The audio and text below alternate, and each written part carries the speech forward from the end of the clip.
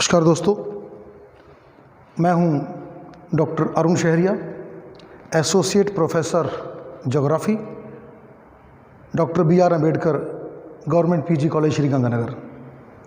दोस्तों, पिछले कुछ वीडियोस में हमने वर्ल्ड ज्योग्राफी के कई टॉपिक्स किए हैं। आज भी वर्ल्ड ज्योग्राफी को ही हम लोग देखेंगे और वर्ल्ड ज्योग्राफी में आज का टॉपिक है चाइना।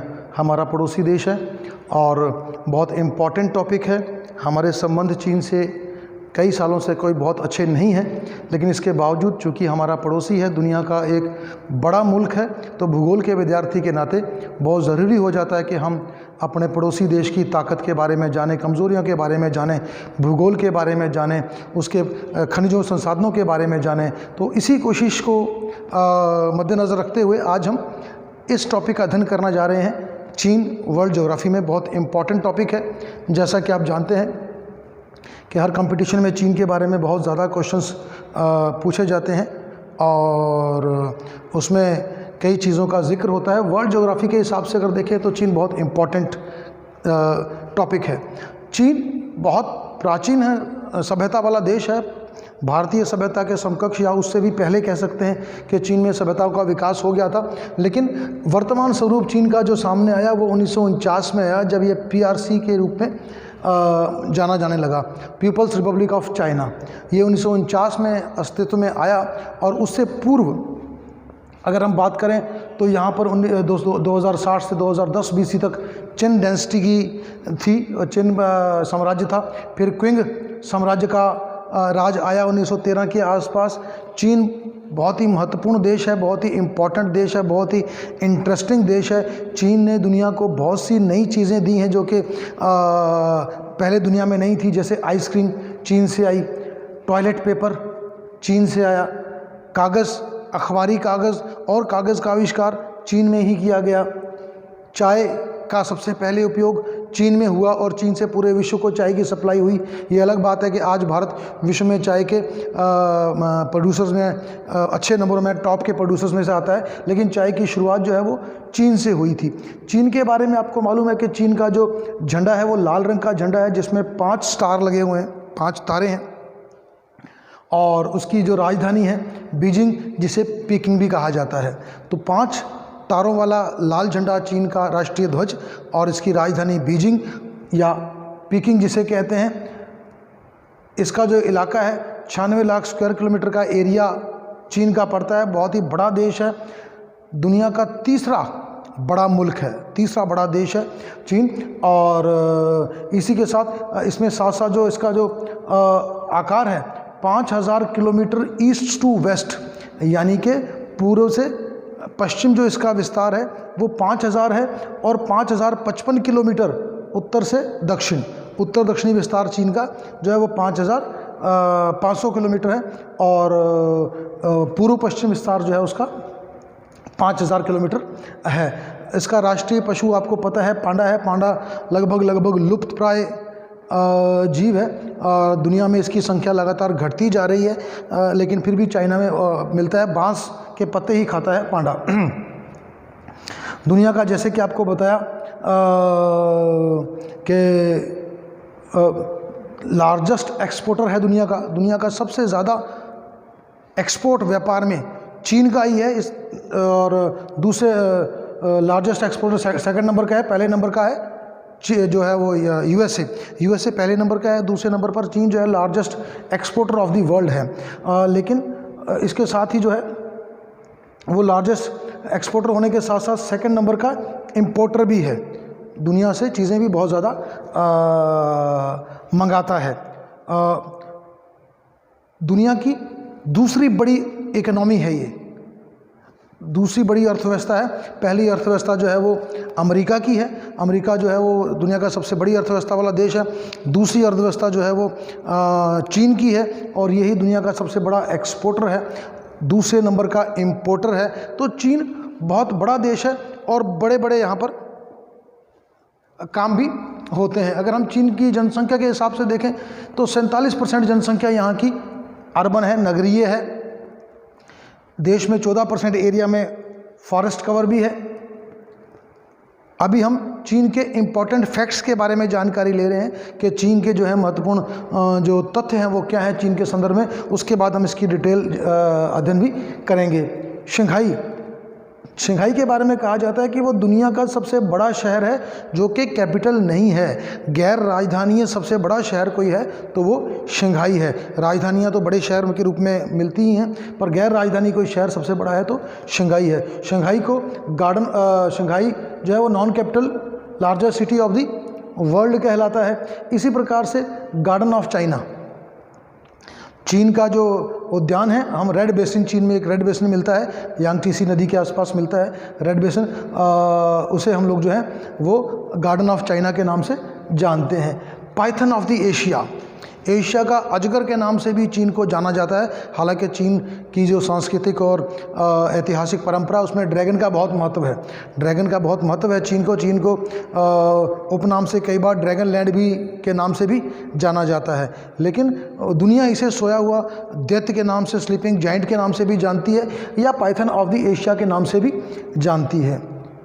इतना बड़ा देश है चीन, इसकी रेलवे लाइन इतनी बड़ी है कि अगर हम उसको पृथ्वी के चारों तरफ लपेटें, रेलवे लाइन जो है उनका टोटल करके अगर हम पृथ्वी के चारों ओर लपेटें तो पृथ्वी के 2 चक्कर लग जाएंगे। अर्थ को हम 2 बार लपेट सकते हैं पृथ्वी को। इतनी बड़ी रेलवे लाइन का नेटवर्क है चाइना में कि पूरी पृथ्वी को अगर आप लपेटे लगेंगे तो पूरी पृथ्वी अकेली रेलवे लाइन से 2 बार कवर हो जाएगी। इतनी बड़ी रेलवे लाइन है यहाँ पर। दुनिया के जितने भी सूअर मिलते हैं, पिग्स मिलते हैं, उनसे उनका आधा हिस्सा जो है वो केवल चाइना में मिलता है। जो half of the all pigs on the earth, उसमें से कहाँ मिलेंगे? लिव्स इन द चाइना, तो चाइना में रहते हैं। इसी अलावा चीन में जो आपको ध्यान है कि यहाँ कम्युनिस्ट सरकार है और मंदारिन यहाँ की ऑफिशियल भाषा है। मंदारिन, चीन के लगभग 92% लोग मंदारिन बोल सकते हैं और अपनी राष्ट्रीय प्रथम भाषा के रूप में मैंडरिन को इन्होंने लिखाया है। तो मैंडरिन बहुत ही प्रचलित ज़ुबान है चीन की। आपको पता है कि चाइनीज़ जब खाना खाते हैं तो चॉपस्टिक्स का इस्तेमाल करते हैं। चॉपस्टिक लकड़ी की 2 स्टिक्स होती हैं जिनको पकड़ करके वो नूडल, मैगी, इवन चावल तक खाते हैं। तो जो चॉपस्टिक का इस्तेमाल चाइनीज़ जो है वो लगभग पिछले 4000 साल से कर रहे हैं। चाइनीज़ इतना लंबी परंपरा चल रही है चॉपस्टिक्स की। नेशनल डे चीन का 1 अक्टूबर को आता है, राष्ट्रीय दिवस 1 अक्टूबर को चीन का आता है। और चीन का सबसे बड़ा त्यौहार, the biggest national festival of China, वो क्या है? Chinese new year. जब चीन का नव वर्ष का समारोह होता है, वो चीन का सबसे ज़्यादा मनाया जाने वाला त्यौहार माना जाता है चीन में, जो कि सबसे बड़े लेवल पर मनाया जाता है। अगर आप देखें मैप चीन के बारे में, तो चीन का जो मैप है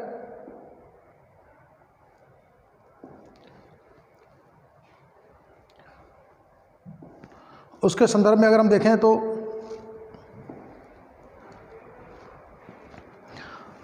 चीन का ये नदी का मैप है।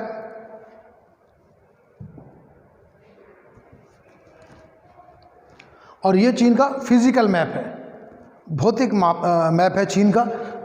अगर आप इसको देखें तो पहले हम ये हिस्सा करते हैं ताकि इससे भी कंपटीशन में बहुत क्वेश्चन आते हैं, क्योंकि कंपटीशन जो है उसमें भारी मात्रा में भौतिक भूगोल के क्वेश्चंस बहुत आते हैं। अगर आप देखें तो ये चीन का इलाका है, चीन का मैप बनाने की एक और इंटरेस्टिंग बात आपको बताएं। अगर आपको चीन का मैप बनाना है कागज़ पे, कॉपी पे, तो कोई बहुत ज़्यादा लंबा चौड़ा दिमाग लगाने की ज़रूरत नहीं है। आप अपने जहन में, आप अपने दिमाग में एक बात रखें कि फौजी जूता किस प्रकार से होता है, आर्मी शू, जिसको हम लोग डीएमएस शू बोलते हैं। एनसीसी आर्मी पुलिस वाले समझते हैं डीएम शू क्या होता है। डीएम शू का मतलब है ड्रिल मार्च शू, जिसको पहन के परेड की जाती है। बड़ा जूता होता है, और बड़े जूते को अगर आप अपने दिमाग में रखेंगे कि वो किस प्रकार का होता है, जिस जूते को पहन के फौजी परेड करते हैं, तो आपको उसकी आकृति इस प्रकार से लगेगी। तो अगर आपके दिमाग में ये आकृति है तो आप चीन का नक्शा आराम से बना सकते हैं।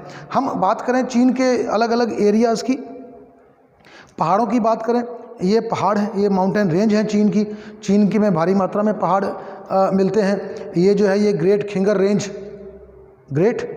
खिंगर रेंज मानी जाती है। इसी प्रकार से छोटी सी जो रेंज है ये वाली, ये यैन माउंटेन है, यैन पर्वत इसको कहा जाता है, छोटा सा। उसके बाद फिर ये जो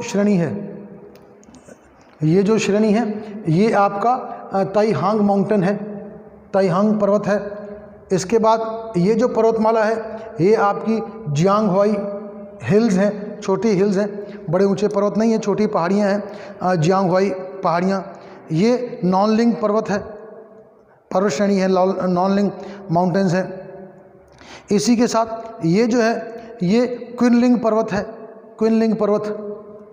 ये आपको पता है हमारे भारत की तरफ है, हिमालय पर्वतमाला है।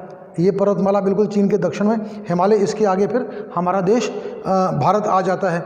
इसके ऊपर कुनलुन श्रेणी है, इसके ऊपर तियानशियान श्रेणी है, इसके ऊपर अल्ताई त्याग श्रेणी है, जो कि चीन के पर्वत तंत्र को अगर हम देखें तो उनके बीच में ये इलाका गोबी मरुस्थल का आता है। गोबी मरुस्थल आपने सुना है, बहुत फेमस मरुस्थल है, वो यहाँ और मंगोलिया के हिस्से में है।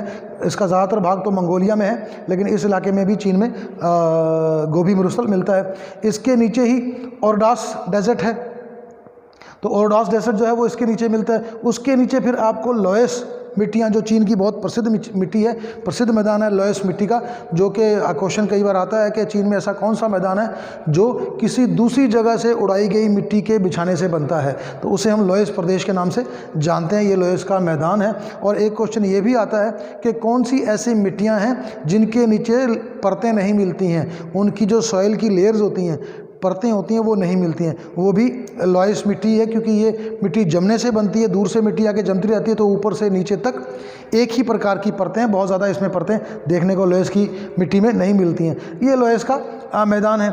इसके ठीक नीचे अगर हम यहाँ जाएँ तो तिब्बत का पठार, जिसे रूफ ऑफ द वर्ल्ड के नाम से जाना जाता है, या दुनिया की छत के रूप से जाना जाता है, तिब्बत का पठार।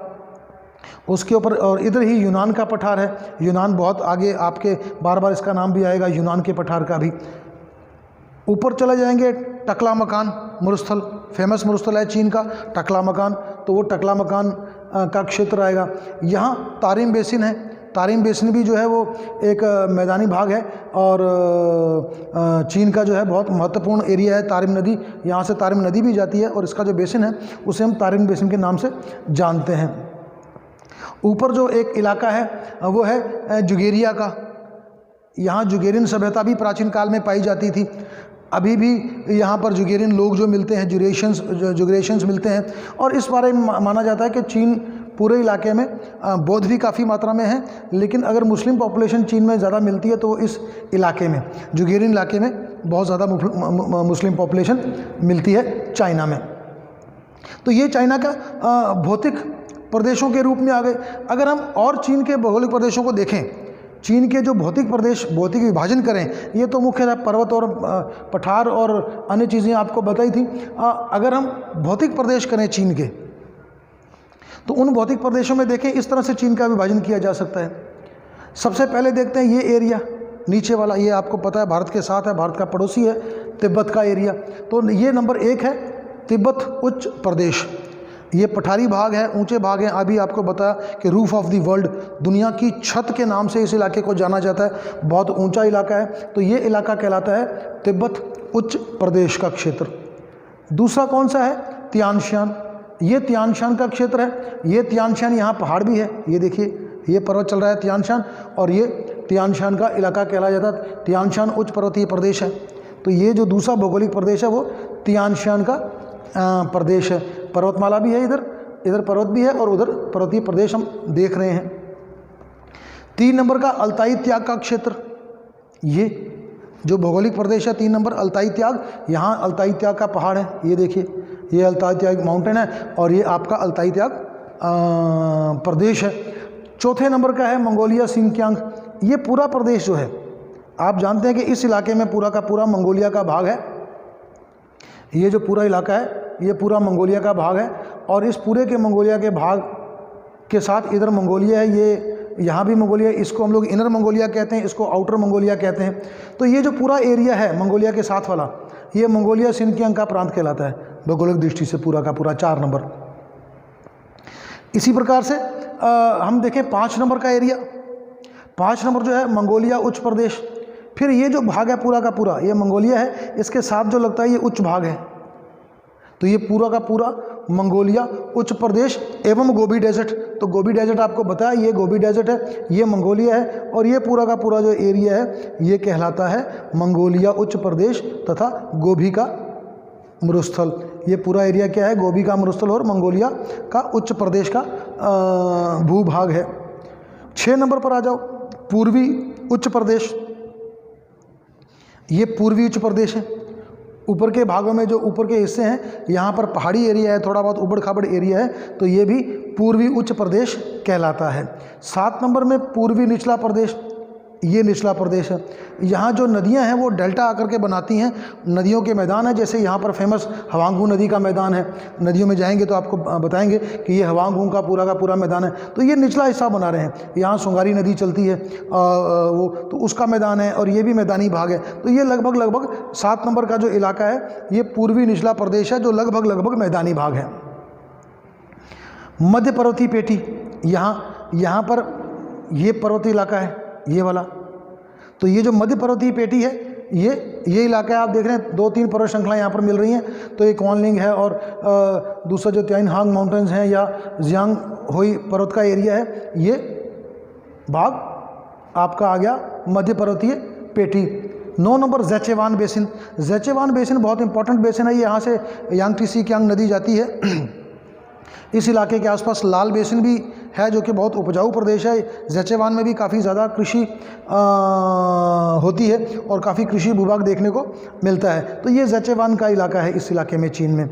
उसके बाद दक्षिणी उच्च प्रदेश 10 नंबर।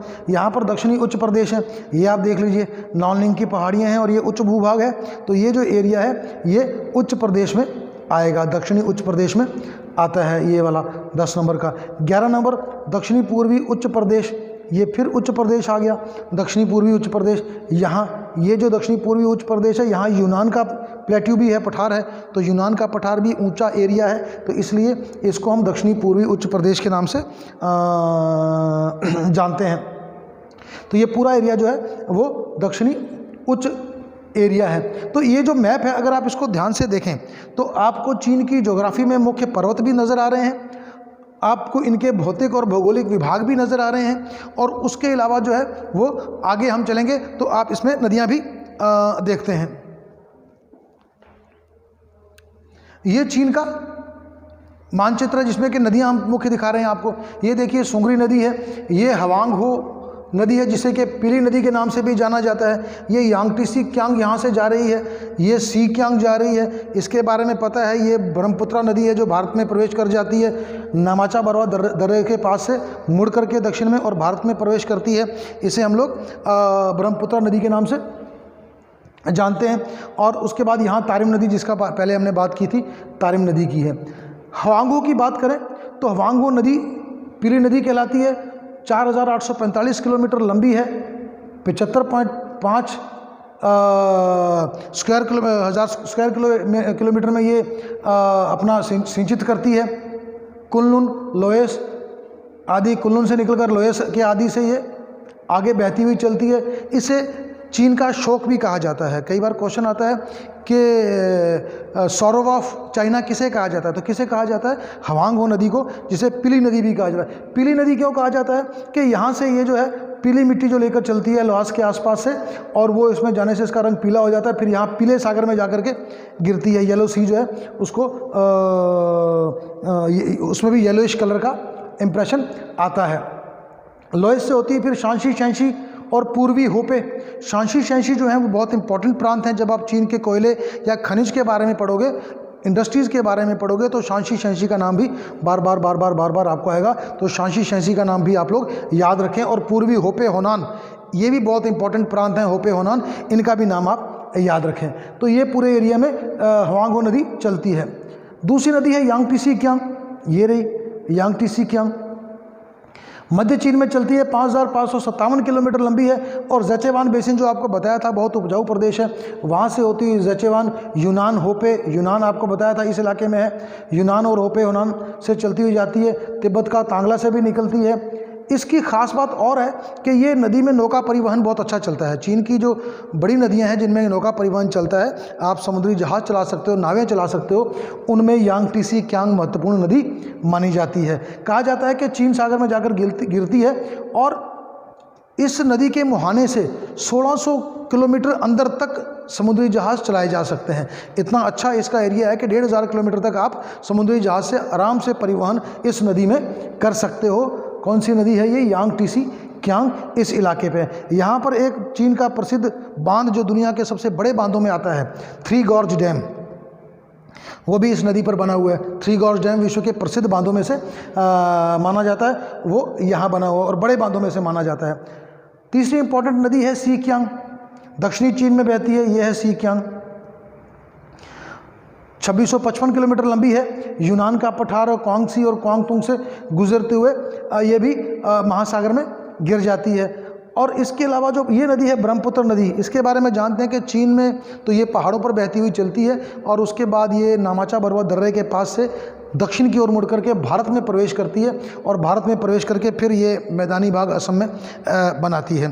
दोस्तों, चीन का टॉपिक जो है बहुत ही वास्ट टॉपिक है, बहुत ही बड़ा टॉपिक है और इस टॉपिक को हम 2 भागों में कवर करने जा रहे हैं। ये आज जो हम कर रहे हैं ये पार्ट 1 है, जिसमें हमने इम्पॉर्टेंट फैक्ट्स और फिज़िकल जो ज्योग्राफी थी या फिजिकल एस्पेक्ट था चाइना का वो हमने किया है, भौतिक एस्पेक्ट वो किया है, जिसमें कि धरातल, भौतिक प्रदेश और नदियां उसके बारे में की है।